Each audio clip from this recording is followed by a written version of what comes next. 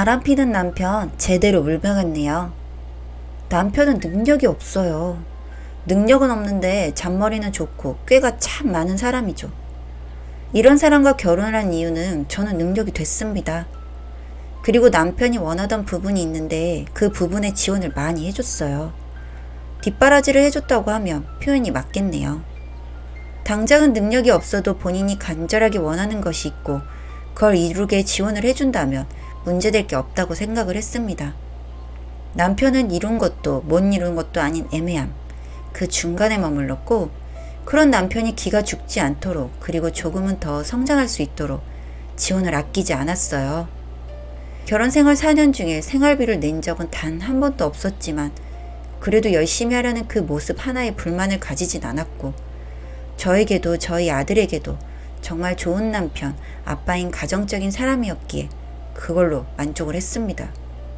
누가 보면 어떻고 여자가 가장이면 어떨까요? 요즘 세상에. 전 그렇게 생각을 했습니다. 그렇게 정말 평범하고 행복한 우리 가족의 일상이 반복되던 중 정말 이상한 메일이 하나 왔습니다. 누군지도 모르는 메일 주소로 행복한 척 하지마. 결국 그건 다 포장일 뿐이잖아. 너도 결국 하루하루 불안하잖아, 네 남편이. 세상 행복한 가족인 척 역겨워. 그런 너의 모습. 결국 네 건 아무것도 없어. 네가 성공했다고 생각하지? 일도 가정도. 그런데 곧 알게 될 거야. 그중 아무것도 네 것은 없었다는 사실을 말이지. 추락하는 너의 모습 웃으면서 지켜볼게. 이제 시작이라는 걸 알려주는 거야. 카운트를 세보려고 해. 라는 정말 기분이 나쁘고 소름 돋는 메일을 받았어요. 전 남편에게 이 메일을 보여줬고 신고할까? 어쩔까? 의논을 했습니다. 남편은 정말 불쾌하면서 이건 내가 알아서 처리를 하겠다. 신고를 하든 누군지 알아내겠다. 분명 당신을 질투하는 사람인 것 같은데 이 정도로 말하는 것 보면 위험하다. 그러니 당신도 일찍 귀가하고 우리 같이 다니자. 웬만하면 내가 당신 태우러 가든가 할게. 당분간 조심해보자. 라고 말을 했고 저 역시도 그래 누군가 질투해서 그랬겠지. 아무리 그래도 그렇지 어떻게 저렇게 무섭게 말을 할 수 있지? 라고 생각하면서 그러려니 했습니다. 그런데 시간이 지날수록 대담하게 저를 협박하는 느낌의 메일, 편지, 택배 등이 왔어요. 제가 일하는 곳이 어딘지도 알고 있는 듯한 이 사람을 가만히 두면 안 되겠다 싶어서 남편에게 말을 했죠. 여보, 그 사람 어떻게 처리를 하고 있는 거야? 신고를 한 거야 뭐야? 내가 신경을 안 쓸래 안 쓸 수가 없어. 도가 지나쳐서. 여보 바쁜 거면 당사자는 나니까 내가 처리를 해볼게. 아니야, 내가 할게. 나 아는 사람 통해서 잡을 수 있을 것 같아서 굳이 신고는 안 했어. 걱정 마 여보. 누구? 뭘 어떻게 잡을 수 있다는 거야? 난 이해가 안 되네. 지인 중에 형사라도 있는 거야? 비슷한 쪽인데 걱정 마. 뭔가 이상했죠. 부인이 이렇게 협박을 당하고 있고 불안에 떠는데 신고를 하지 말아라? 그것도 한두 번도 아닌데 말이죠. 일단은 남편 말을 믿고 기다렸는데 그 다음 메일을 보고 이상함을 딱 느끼게 되었네요. 당신 신고도 못했지 남편 때문에. 알아서 한다고 냅두라고 하지? 내가 누군지 궁금할 텐데 누군지 그냥 알려줄게. 당신 반응이 너무 재미가 없어서 말이야. 이러면 이렇게 연락을 하던 내가 너무 재미가 없잖아. 난 당신 남편이랑 만나고 있는 여자야. 그것도 3년 동안 말이지. 당신은 지금 결혼한 지 4년 됐지? 맞아. 결혼하고 1년 된 시점에 우리가 사랑을 하기 시작했어. 당신이랑의 이혼을 3년을 미룬 이유는 나 역시도 찬성했어. 너의 그 능력, 배경들, 우리가 뺏어올 수 있는 건 뺏으려고 말이야. 재산도 어느 정도는 우리가 가져야 될 것 같더라고. 그런데 이제 곧 5년 차지? 그때야 디데이가 기대해도 좋을 것 같은데? 나를 이렇게 알리는 이유는 당신이 알고 어떻게 대처를 할지 너무 궁금해. 그냥 이혼하면 재미없잖아? 당신 아들도 우리가 키울 생각이거든. 이 글을 읽고 아마 오늘 재은 씨를 쥐잡듯 잡으면서 누구냐고 묻겠지? 그건 평범한 사람들이나 그렇지. 아마 내가 아는 당신은 이 글을 혼자서만 간직하고 말하지 않을 거야. 아주 재밌게 말이야. 기대할게. 실망시키지 말아줘. 너무 손이 떨렸어요. 그런데 더 소름 끼치는 건 맞아요. 저 글 내용 속처럼 저는 절대 말하지 않고 혼자 이 내용을 간직하고 어떻게 할지 생각할 사람이거든요. 대체 이 글이 정말 진짜일까? 뭐지? 날 어떻게 이렇게 잘 알지? 별 생각을 다 했어요. 저를 정말 싫어하는 사람이 거짓으로 우리 가정을 깨려고 나한테 저런 내용의 메일을 지속적으로 보내나? 아니면 진짜 바람난 여자가 지 존재를 알리려고 하나? 별 생각을 다 하던 중 일단 바람이 진짜인지 아닌지를 확인해야 했죠. 그러려면 남편을 캐야 했는데 참 슬프고 속상하면서도 미칠 것 같았어요.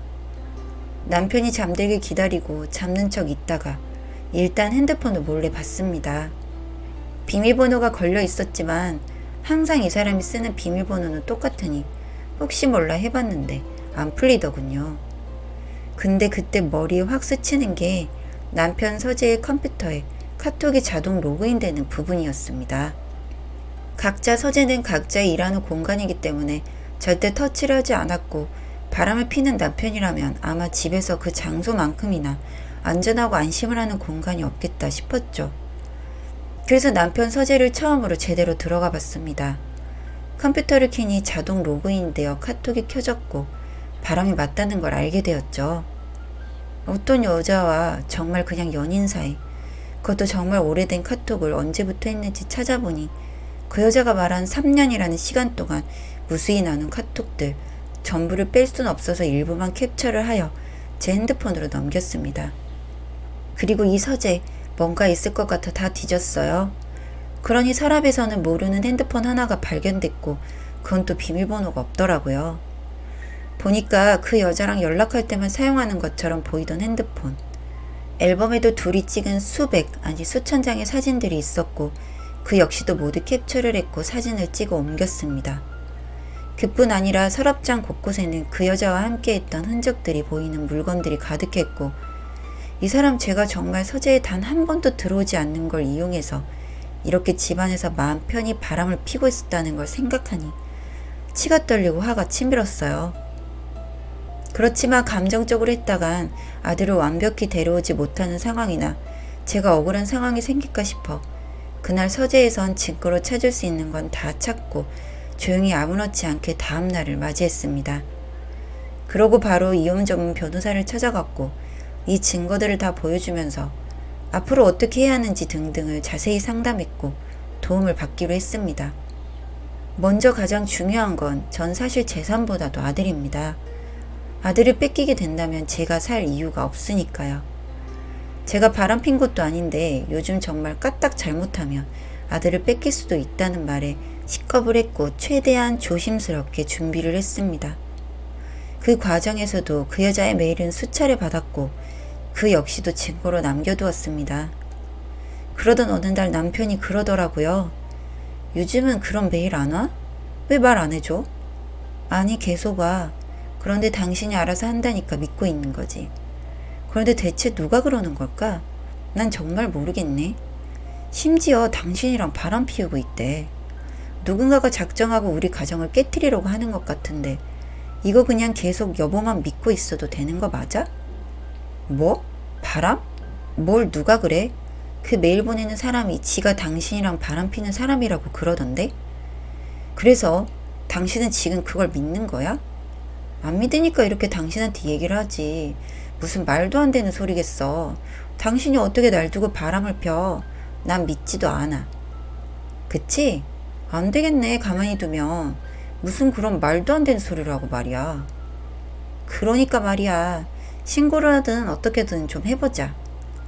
아무것도 모르는 척 남편과 대화를 했고 일부러 반응을 좀 보려고 바람이라는 단어를 꺼냈는데 참 우습게도 연기도 못하고 너무 티가 나더라고요. 3년간 어떻게 날 속였을까 싶을 정도로 티가 나는 남편의 모습에 허망하고 허탈했어요. 어느 날 저랑 아들이 친정에 가서 며칠 묵고 온 적이 있는데 일부러 그랬어요. 현장을 잡고 싶어서.